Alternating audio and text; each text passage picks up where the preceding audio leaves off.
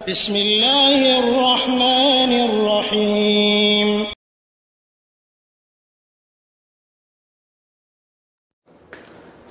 ওয়ালাইকুম আসসালাম রহমতুল্লাহি ওয়া বারাকাতুহু। 6751 থেকে এক ভাই প্রশ্ন করে জানতে চেয়েছেন যে ইসলাম, যেহেতু আমরা মুসলমান, তো বিবাহের বিষয়ে বর কনের করণীয় কি এবং যৌতুক সম্পর্কেই বা ইসলাম কি বলে। সুন্দর প্রশ্ন। আসলে আমি যদি মানে বিবাহের পূর্ণাঙ্গ নীতিমালাটা অথবা তাদের কাজগুলো যদি বলতে থাকে, তাহলে তো অনেক বলতে হয়। কিন্তু ওনাদের যেটা করণীয় তা হচ্ছে প্রস্তাব দিতে হবে ছেলের পক্ষ থেকে মেয়ের বাড়িতে। এটা অনেক সময়ের বিপরীত হতে পারে। এর জন্য বিপরীত হলে তাহলে বিবাহ অবৈধ হবে বা বিবাহ অশুদ্ধ হবে এমনটা নয়। অর্থাৎ নিয়ম হলো ছেলের বাড়ি থেকে মেয়ের বাড়িতে প্রস্তাব দিবে, মেয়ে যত বড়ই হোক না কেন।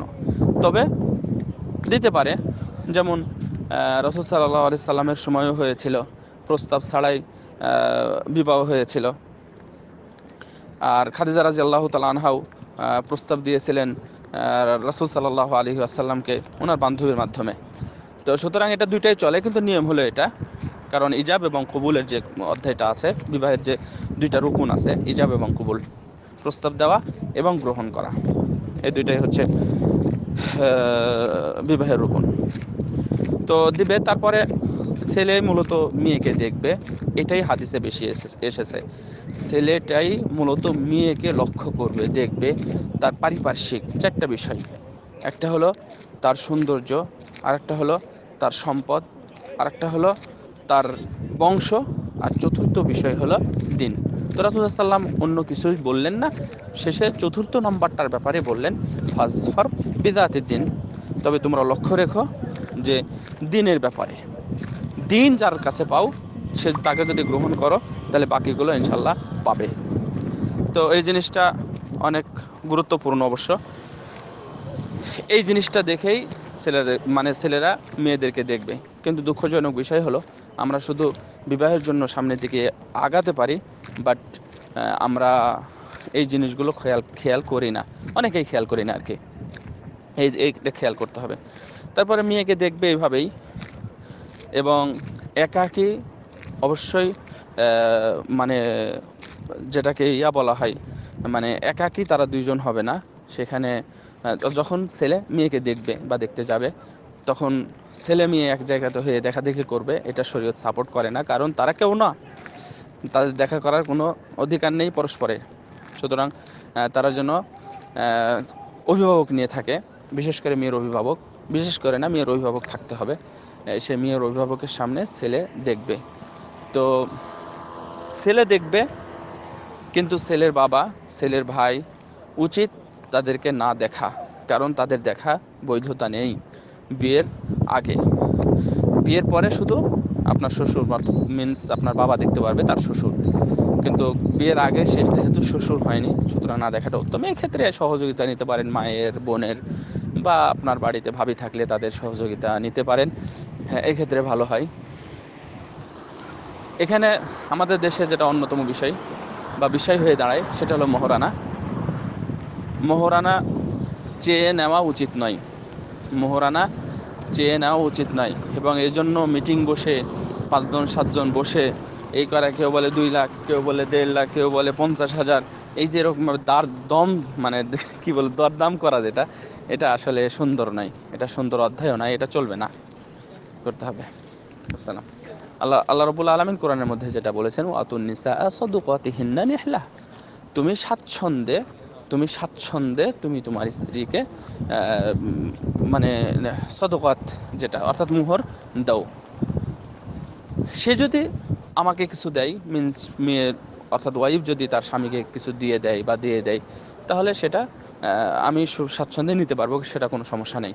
কিন্তু এই সম্পদটা তার, এই সম্পদটা তার। 5 টাকা, 10 টাকা, 5 লাখ, 10 লাখ যাই দেন না কেন, সেটা হচ্ছে তার।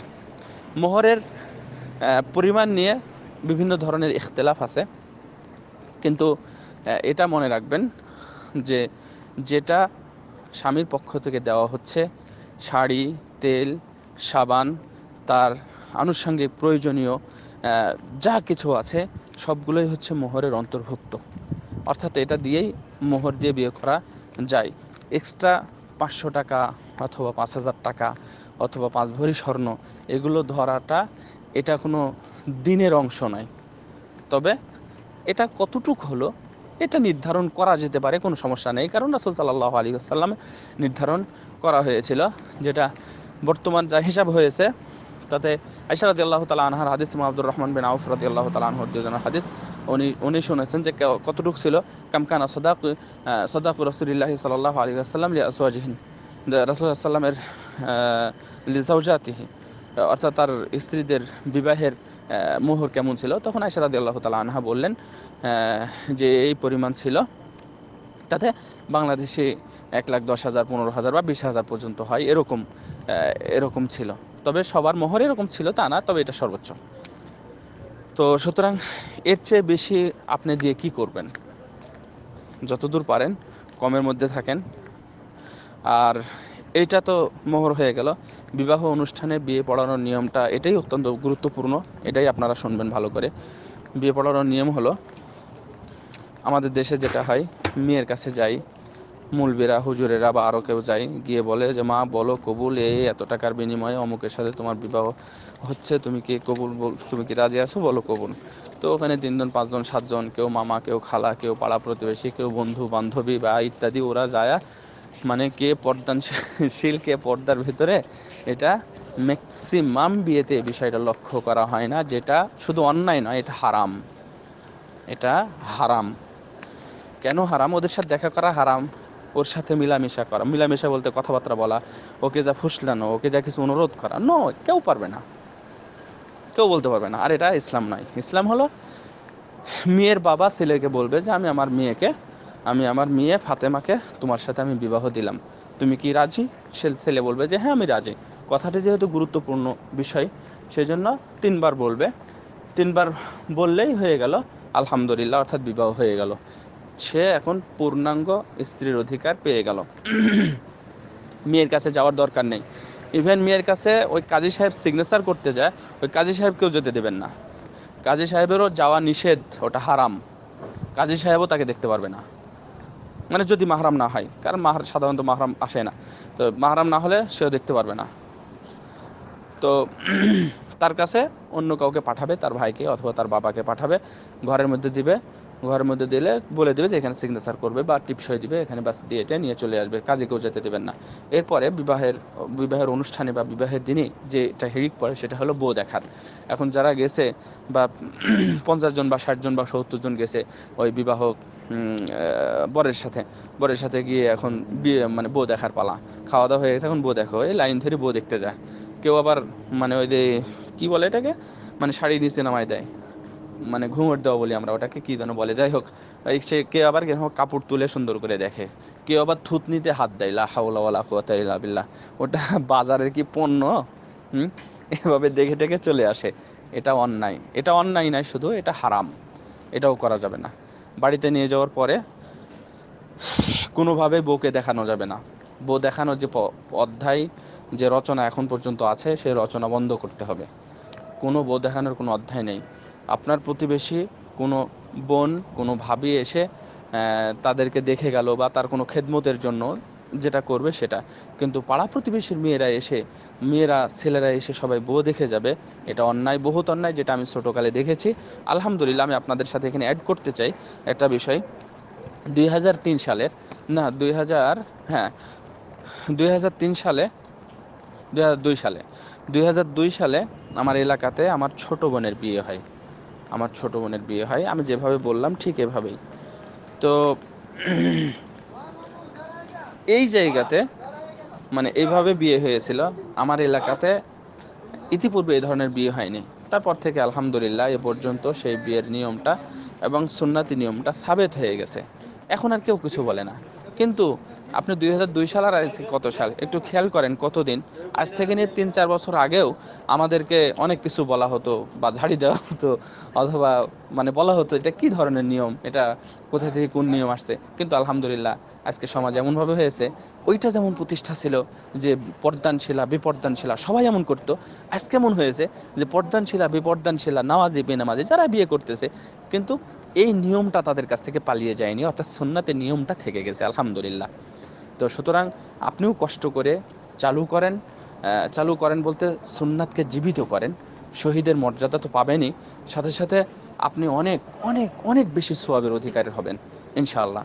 যৌতুকের কথা কিছুই বলা লাগবে না, যৌতুক ইসলামে হারাম, যৌতুক ইসলামে হারাম। কোনো কিছু আশা করা উচিত নয়। আরে আপনি তো দিবেন, আপনি নেবেন কেন? আপনি তো দেবেন, আপনি পুরুষ, আপনি কাপুরুষের মতো নেবেন কেন? আপনি তো দিবেন। সুতরাং এটা হারাম, এ বিষয়ে লম্বা বক্তব্যের কোনো দরকার নেই। যদি মেয়ের বাবা ইচ্ছাকৃতভাবে কিছু দেয়, যাই হোক এই কথাটাও আমাদের বলার দরকার নেই। খালেদা জিয়া 2003 সালে একটা বাণী দিয়েছিলেন, যাই হোক আমি পড়েছিলাম যে কারণে হোক, এটা একটা পত্রিকা, ইসলামী পত্রিকার মধ্যে ওনার একটা ছিল, বাণী ছিল ইসলামিক ফাউন্ডেশনের। তো ওখানে উনি বলছিলেন যে বাবারা আজকে ইচ্ছা করে জামাইদেরকে যে কিছু দিচ্ছে, অর্থাৎ মেয়ের বাবারা, আমি মনে করি সেটাও এক প্রকারের মানে যৌতুকের মানে পথ প্রশস্ত করার একটা পন্থা। তো কথাটা সুন্দর, ওই কথাটা আমার মনে আছে এখনো, যে আজকে আমরা যেভাবে দিচ্ছি বিবাহের সাথে সম্পর্ক রাখবেন না, দিবেন, বিবাহের সাথে কোনো সম্পর্ক নাই। আপনি কিছুদিন পরে দিলেন, যেটা মানুষ জানলো না, আপনি আপনার জামাইকে, আপনি আপনার ছেলে মেয়েকে দিবেন, তাহলে এটা মানুষকে জানিয়ে দেওয়ার কি দরকার আছে? বিয়ের অনুষ্ঠানে আপনি গাড়ির চাবি দিচ্ছেন, লা হাওলা ওয়ালা কুওয়াতা ইল্লা বিল্লাহ, এগুলো আছে, হচ্ছে এরকম। আপনি গাড়ির চাবি দিয়ে দিচ্ছেন আপনার ছেলেকে, তারপরে টিভি বুঝাই করে বিয়ের দিনই দিয়ে দিচ্ছেন, ফ্রিজ দিচ্ছেন।